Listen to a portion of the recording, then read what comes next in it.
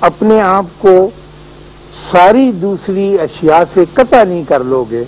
چھوڑ نہیں دو گے اور ایک راہ نہیں اختیار کر لو گے، اس وقت تک تمہاری بات سمجھ میں نہیں آئے گی۔ آپ بہت کثیر المقاصد لوگ ہیں، ہمارے بہت سے مقاصد کثیر ہوتے ہیں، مثلا یہ کہ میری بیوی چاہتی ہے کہ وہ نوکری بھی کر لے، روٹی بھی پکا لے، آٹا بھی گوندھ لے، ٹیلی فون پہ بھی جواب دے لے، چگلی میٹنگ میں بھی چلی جائے، صبح ان کی 10 سے 11 بجے تک چگلی میٹنگ ہوتی وہ بھی اٹینڈ کر رہا ہے، اس کے بعد بازار بھی چلی جائے، درزی کے ساتھ بھی، اتنے مقاصد جو ہیں یہ اکٹھے کر کے تو پھر آپ کو ایک راستہ نہیں ملتا۔ وہ تو یہ ہے کہ باہر کے سارے پٹ گھیر دو تو پھر اندر کا دروازہ کھلتا ہے، جب باہر کے پٹ کھلے رہیں گے تو پھر ایسی۔ اور ہم ان سے یہ ضد کرتے تھے کہ جی ایسے کیسے ہو سکتا ہے، ہم تو ایک خاص وجہ کی زندگی بسر کر رہے ہیں، ایک انداز کے ہم زندگی میں گزر رہے ہیں، تو ہم اس سے باہر کے پٹ کیسے بند کر سکتے؟ اور وہ بار بار سمجھاتے تھے اس بات کو کہ آپ کو یک درگیر و محکم گیر ایک راستہ ضرور اختیار کرنا ہے، چاہے دنیا کا کوئی بڑا کام کرنا ہے، چاہے دین کا، چاہے روحانیت کا، چاہے مادیت کا۔ اتنی جگہ پر اپنے آپ کو تقسیم کر کے آپ کچھ نہیں کر سکتے۔ یہ آپ کو فیصلہ کرنا ہے کہ یہ آپ کا ٹارگٹ ہے، یہ آپ کا مطمع نظر ہے اور یہاں پر آپ نے پہنچنا ہے۔ بات چھوٹی چھوٹی لیریں کتیریں چمٹتی آئیں گی تو فیصلہ نہیں ہو سکے گا۔ تو ہمیں اس بات کا بڑا دکھ ہوتا تھا۔ حضرت بابا بلے شاہ اپنے مرشد کے پاس آئے، شاہ عنایت کے پاس، شاہ عنایت لاہور میں ہوتے تھے، بلے شاہ قصور میں آ جاتے تھے، کوئی جھگڑا کرتے تھے، کوئی ان کے سامنے ناچتے تھے، کبھی ناراض ہو جاتا تھا ان کا گرو۔ تو انہوں نے کہا کہ میں یہ چاہتا ہوں اپنے باطن کے سفر میں کہ میں اللہ تک کیسے پہنچوں۔ تو حضرت شاہ عنایت نے فرمایا کہ تمہیں کسی چیز سے محبت ہے؟ انہوں نے کہا مجھے کسی خاص چیز سے تو محبت نہیں ہے، میں تو ایک لاڈلا بچہ ہوں سیدوں کا اور اچھی زندگی بسر کر رہا ہوں، لیکن ہماری محبتیں تو تقسیم ہوتی ہیں۔ انہوں نے کہا پھر بھی تمہیں کوئی سی چیز، تو بابا بلے شاہ نے کہا مجھے اپنی بھینس بہت پیاری ہے، رکھی ہوگی خوبصورتی ہے، وہ مجھے بہت اچھی لگتی۔ تو آپ نے کہا کہ ٹھیک ہے، پھر آپ اپنے بھینس سے محبت کریں، اللہ کو چھوڑیں، اس میں کیا رکھا ہے، تم بھینس ہے، تمہاری پیاری ہے، تم اس میں لگن میں لگے۔ تو اس نے کہا ٹھیک ہے، آپ نے جو کہہ دیا تو ہم اس بات کو مانتے ہیں۔ وہ چلے گئے، کوئی مہینہ 1.5 مہینہ 40 دن وہ کہتے ہیں وہ اپنے گھر پہ رہے، اور پھر دل میں خیال آیا کہ میں چل کے مرشد سے ملوں اور ان کو اپنا احوال بیان کروں۔ تو وہ جب آئے تو یہ عنایت شاہ قادری یہ اپنے دروازے میں سے سینگ نہیں گزر سکتے، وہ اتنی کیفیت طاری ہوئی تھی کہ وہ خود ساری ذات جو تھی وہ بھینس میں بدل گئی تھی۔ تو جب اتنا سارا بندہ اختیار کرے رہتا، اور جو کہ بڑا مشکل مقام ہے، ہم سے تو ہو نہیں پاتا، اور ہم ساری عمر کوشش میں بھی لگے رہے، کوشش تو نہ کہ یہ آرزو میں لگے رہے، لیکن وہ اس راستے کو پکڑا جاتا نہیں۔ لیکن ٹیچر، مرشد، مینٹر، گرو یہی بتاتے رہتے ہیں کہ آپ کو پہلے اپنا آپ پہچاننا ہے اور آپ نے اپنی ذات کو بکھانا ہے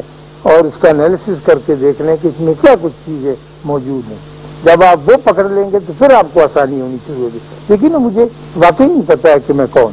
میں چھوٹا سا تھا جیسے آپ چھوٹے تھے، 2 سال تک کا،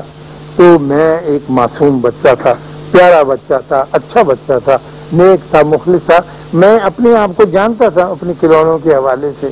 اپنے ماں باپ کے حوالے سے۔ ایک دن ایسا ہوا کہ میری خالہ ہمارے گھر آئی، میری ماں سے، جیسے آپ کی ماں سے آتی ہیں، تو اس نے کہا آپا یہ تو بہت پیارا بچہ ہے، ماشاءاللہ بڑی خوبصورت ہے، یہ تو بھائی جان جیسا ہے۔ میں نے پہلی دفعہ سنا، میں نے کہا میں ابا جی جیسا ہوں، آئی ایم اے لٹل ابا جی۔ تو میری وہ معصومیت کٹ ہونی شروع ہو گئی اور میں ابا جی بن گیا۔ پھر دوسری میری پھوپھی آئی، اس نے کہا یہ تو ماشاءاللہ بہت ذہین بچہ ہے، یہ تو اپنے بڑے بھائی سے بھی جائے۔ میں نے کہا میں بڑے بھائی کو کاٹتا ہوں اور آگے گزرتا ہوں ذہین۔ تو ہر انسان، آپ سب، میں، اس لاہور میں جتنے لوگ بستے ہیں، لاہور سے باہر 14 کروڑ اور پھر پوری دنیا میں بسنے والے لوگ، ہر شخص اپنی ذات کے بارے میں، اپنے سیلف کے بارے میں نہیں جانتا ہے۔ ہر شخص نے اپنی ذات کے گرد پھٹے سائن بورڈ لٹکائے ہوئے ہیں،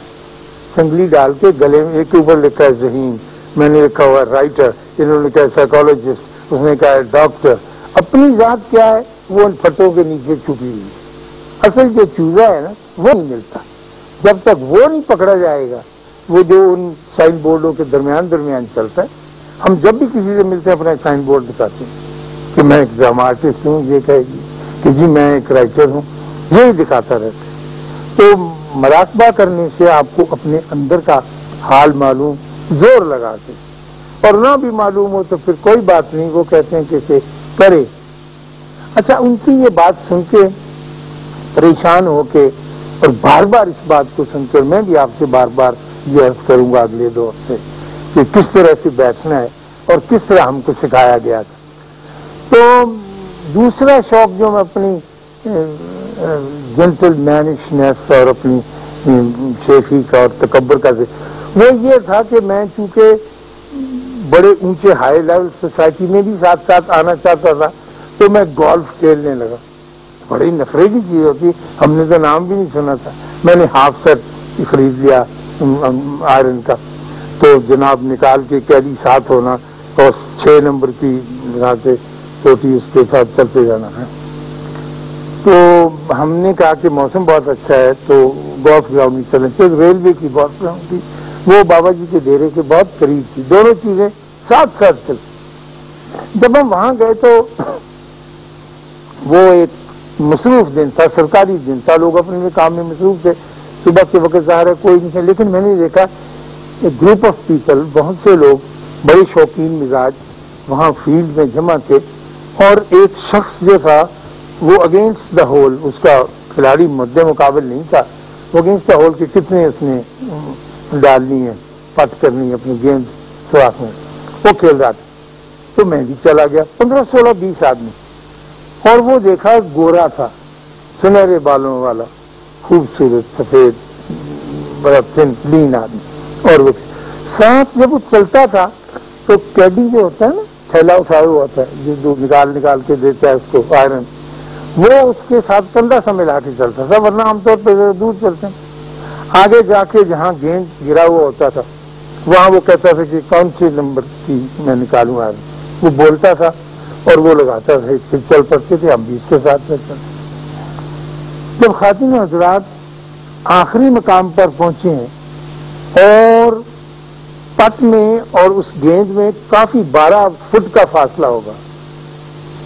اور قیدی نے اسے پتھر نکال کے دیا جس سے گیند، تو اس نے تھوڑی دیر تول کے اپنا وزن اور اس خوبصورتی کے ساتھ ہٹ کیا کہ وہ جا کے بال ٹھک اس میں گرا، ہم سب نے تالی دی، اور اس نے ہاتھ اٹھا کر اور اپنا پتھر اوپر اللہ کا شکریہ ادا کیا اس گورے نے۔ جب اس نے چہرہ اوپر اٹھایا تو ہم حیران رہ گئے دیکھ کے کہ وہ اندھا تھا، دیکھ ہی نہیں سکتا تھا، اس کی دونوں آنکھیں جو تھیں وہ پتلیوں سے محروم تھی اور بالکل سفید۔ تو ہم تو اس کے گرد جمع ہو گئے کہ گولف کھیل رہا ہے اور کہاں سے چلا ہے اور کہاں تک پہنچا ہے اور کہاں پہنچ کے اس نے یہ کر۔ تو ہمارے ریلوے کے آفیسر تھے، اس نے کہا کہ excuse me sir but you are blind.